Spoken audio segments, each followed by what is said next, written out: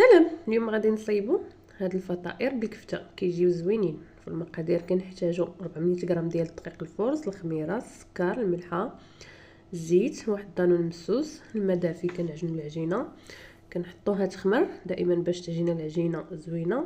كنحطوها حتى تخمر، عاد كنقرصوها، كنديروها كويرات، تنقرصوها رقيقه، تنطيبوها بحال العيش، وتندوزو كنوجدوا الكفته كنحتاجو زيت الزيتون، الكفته، التوابل ديال الكفته، البصله، الفلفل، الربيع، لاصوص ديال الطماطم.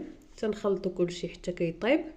كنجيبوا داك الرغيف ديالنا، كنتنيوه بحال هكايا، كنغطسوه في لاصوص ديالنا، تنحطوا وحده فوق وحده كنعمروا الاولى، الثانيه، الثالثه.